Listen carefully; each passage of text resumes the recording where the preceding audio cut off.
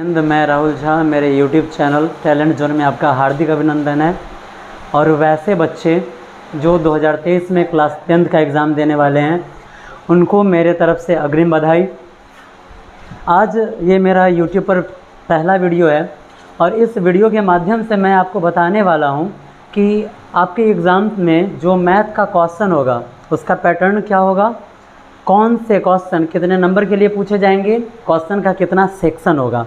तो आइए चलिए स्टार्ट करते हैं। आपका जो मैथ का एग्ज़ाम होगा 100 नंबर के लिए एग्ज़ाम होता है, आप सभी को पता है। ये जो मैथ का आपका एग्ज़ाम होता है इसके क्वेश्चन को हम 2 सेक्शन में सबसे पहले डिवाइड करते हैं।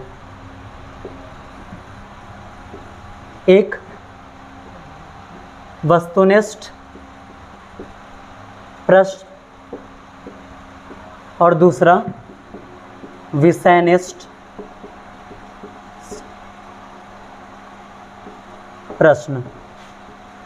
अगर आप 10th क्लास में हैं और इस साल अगर आप एग्ज़ाम देने वाले हो तो सबसे ज़रूरी बात, और आपको पता होना चाहिए, अगर आपको पता नहीं है तो मैं आपको बता दे रहा हूँ, इस साल से आपके एग्ज़ाम का पैटर्न चेंज कर दिया गया है। पिछले साल तक जो एग्ज़ाम हुआ है कोरोना काल के वजह से ऑब्जेक्टिव की संख्या 100 दी गई थी, लेकिन इस साल एग्ज़ाम का पैटर्न चेंज किया गया है और ऑब्जेक्टिव 100 से घटाकर अब इस साल से आपके एग्ज़ाम में सिर्फ 60 रहेंगे। इस 60 क्वेश्चन में आपको 50 क्वेश्चन बनाने हैं और प्रत्येक क्वेश्चन 1 नंबर के लिए होंगे, यानी कि कुल मिलाकर आपको 50 नंबर ऑब्जेक्टिव से मिलेगा। अब विचार करते हैं विषयनिष्ठ प्रश्न पर। ये जो विषयनिष्ठ प्रश्न है इसको भी हम 2 सेक्शन में डिवाइड करते हैं। इसको हम लिखते हैं खंड ए और खंड बी। हम अपने सहूलियत के हिसाब से इसको डिवाइड कर रहे हैं। आपका ये जो खंड ए है इसमें आपको लघु उत्तरीय प्रश्न दिया जाएगा और प्रत्येक प्रश्न 2 नंबर के लिए होगा और यहाँ पर प्रश्न की संख्या कुल मिलाकर 25 है। इस 25 क्वेश्चन में आपको 15 क्वेश्चन बनाने हैं। जैसा कि मैं अभी जस्ट बताया हूँ, प्रत्येक क्वेश्चन 2 नंबर के लिए होंगे। अगर आप ये सब्जेक्टिव का लघु उत्तरीय बना रहे हैं तो आपको कुल मिलाकर यहाँ से 30 नंबर दिए जाएंगे। उसके बाद आपका ये जो खंड बी है इसमें हम रखते हैं दीर्घ उत्तरीय प्रश्न को। दीर्घ उत्तरीय प्रश्न में कुल प्रश्नों की संख्या 8 होंगे, जिसमें से आपको 4 प्रश्न हल करने हैं और प्रत्येक प्रश्न यहाँ पर आपको 5 अंक के लिए दिया जाएगा। अगर आप चारों प्रश्न हल करते हैं तो आपको 20 नंबर दीर्घ उत्तरीय से आ सकता है, यानी कि 50 नंबर वस्तुनिष्ठ में ऑब्जेक्टिव के माध्यम से, जहां प्रत्येक क्वेश्चन 1 नंबर के लिए होगा। उसके बाद विषयनिष्ठ को हम 2 भाग में बांट दिए हैं। पहला भाग हमारा लघु उत्तरीय है। लघु उत्तरीय में कुल मिला के 25 क्वेश्चन होते हैं, जिसमें से आपको 15 क्वेश्चन बनाने हैं। प्रत्येक क्वेश्चन 2 नंबर के लिए होगा। 15 दूनी 30 नंबर आपको यहाँ से मिल सकता है। उसके बाद खंड बी में हमने दीर्घ उत्तरीय प्रश्न को रखा है। दीर्घ उत्तरीय प्रश्न की कुल संख्या 8 होंगे और 8 में से आपको सिर्फ 4 क्वेश्चन बनाने हैं और प्रत्येक क्वेश्चन 5 नंबर के लिए होंगे, जिससे हमें 20 नंबर मिल सकता है।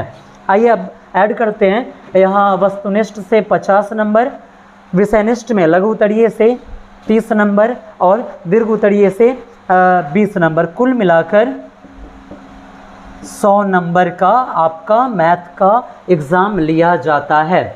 अब चलिए हम बात करते हैं यहाँ पे कि आखिर ये जो क्वेश्चन का सेक्शन है वस्तुनिष्ठ में, विषयनिष्ठ में 2 कॉलम हमने बनाया है, एक लघु उत्तरीय का और दूसरा दीर्घ उत्तरीय का।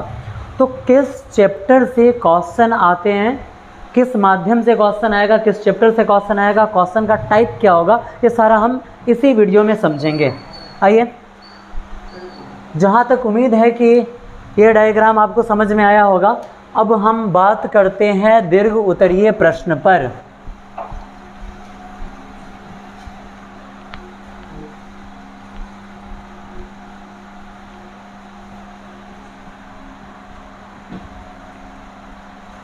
ये जो आपका दीर्घ उत्तरीय प्रश्न है।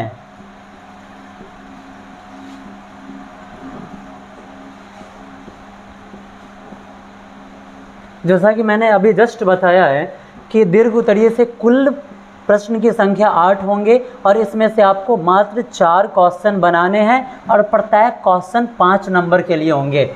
अब सबसे ज़रूरी बात कि यहाँ पे ये जो 8 क्वेश्चन है किस किस चैप्टर से आते हैं, किस किस एक्सरसाइज से आते हैं, ये जानना बहुत ही ज़रूरी है ताकि आपको पता चले कि किस चैप्टर से हमारा क्वेश्चन आने वाला है और आप उस चैप्टर पे ज़्यादा से ज़्यादा मेहनत करके और क्वेश्चन को सॉल्व कर पाएंगे।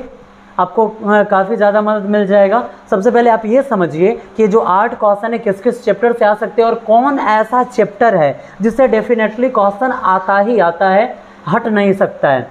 आइए हम 1 नंबर में सबसे पहले लिखते हैं रचना। आपको रचना से एक क्वेश्चन दिया जाएगा। ये क्वेश्चन रेखा विभाजन वाला हो सकता है या फिर ट्रायंगल बेसिस हो सकता है या फिर सर्कल बेसिस हो सकता है। दूसरा क्वेश्चन त्रिकोणमितीय निष्पत्तियां से, जो कि हाइट एंड डिस्टेंस हम जानते हैं चैप्टर के बारे में, ऊंचाई एवं दूरी, यहाँ से भी 1 या 2 प्रश्न ऊंचाई एवं दूरी से आता है। उसके बाद फिलहाल हम एक ही क्वेश्चन को लेकर चलते हैं। 3 नंबर में ग्राफ आता ही आता है। आप क्वेश्चन बैंक भी उठाकर देख सकते हैं। ग्राफ से एक क्वेश्चन आता ही आता है। उसके बाद फिर त्रिकोणमिति से साबित करने वाला एक प्रश्न,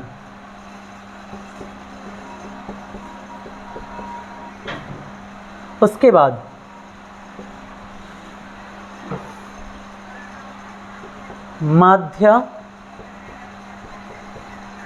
माध्यिका एवं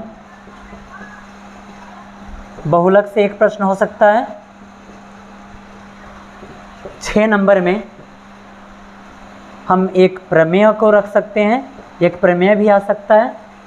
उसके बाद 7 नंबर में पृष्ठीय क्षेत्रफल तथा आयतन, एक प्रश्न यहाँ से आ सकता है। उसके बाद एक क्वेश्चन जो होता है वो द्विघात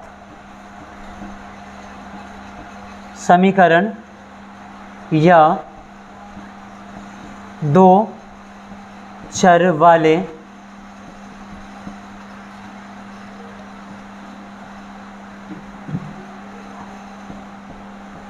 रैखिक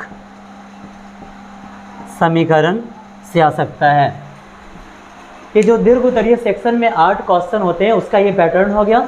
एक क्वेश्चन रचना से आ सकता है, ऊंचाई एवं दूरी से किसी साल एक क्वेश्चन तो किसी साल 2 क्वेश्चन पूछता है। उसके बाद एक क्वेश्चन ग्राफ से आता है, त्रिकोणमिति से साबित करने वाला क्वेश्चन आता है। उसके बाद माध्य माध्यिका बहुलक से क्वेश्चन उठाया जा सकता है, एक प्रमेय रहता ही रहता है। पृष्ठीय क्षेत्रफल और आयतन से क्वेश्चन रहता ही रहता है। और उसके बाद द्विघात समीकरण या 2 चर वाले रैखिक समीकरण से आपको क्वेश्चन दिया जा सकता है। अब हमें इस पर विचार करना है कि इसमें से 4 ही क्वेश्चन हमें बनाना है। अब ये जो यहाँ पर डायग्राम बनाया गया है इसमें से हम कौन सा ऐसा 4 क्वेश्चन उठाए, कौन सा ऐसा 4 चैप्टर ले जिससे क्वेश्चन हर एक साल डेफिनेटली पूछता ही पूछता है। तो अगर चयन करना हो तो मेरे हिसाब से आप चयन में 1 नंबर में आप रख सकते हैं। सबसे पहले अगर वो कोई क्वेश्चन है तो ऊंचाई एवं दूरी को आप रख सकते हैं। दूसरे नंबर पर आप रचना को रख सकते हैं। 3 नंबर पर आप ग्राफ को रख सकते हैं। और उसके बाद चौथा नंबर पर आप त्रिकोणमिति को भी रख सकते हैं, क्योंकि त्रिकोणमिति से क्वेश्चन एक प्रूफ करने वाला पूछता है। उसके अलावा एक हम और ऑप्शन में लेकर चलते हैं, पृष्ठीय क्षेत्रफल और आयतन। ये क्वेश्चन का पैटर्न आपका क्लियर हुआ। यहाँ पे आगे का अब वर्क क्या करना है वो मैं अब आपको बता रहा हूँ कि जितने यहाँ पर जो सेक्शन दिया गया है हम प्रत्येक चैप्टर पर वर्क करेंगे, प्रत्येक चैप्टर के बारे में पढ़ेंगे। क्वेश्चन का टाइप क्या है, किस टाइप का कौन सा क्वेश्चन है, कैसे क्वेश्चन बनता है, सारा डिस्कस आगे की क्लास में किया जाएगा। फ़िलहाल अभी के लिए इतना जानकारी मेरे हिसाब से आपके लिए उचित है। इस पर आपको वर्क करना है कि किस चैप्टर से हम कौन सा क्वेश्चन उठा सकते हैं। मेरे हिसाब से सबसे परफेक्ट आपके लिए रचना, ऊंचाई एवं दूरी, ग्राफ, त्रिकोणमिति और पृष्ठीय क्षेत्रफल और आयतन। ये जो ऊंचाई एवं दूरी है ये भी त्रिकोणमितीय निष्पत्तियाँ का भी त्रिकोणमिति के अंदर ही आता है। चलिए आज के लिए इतना ही, धन्यवाद। फिर मिलते हैं हम अपने अगले वीडियो में।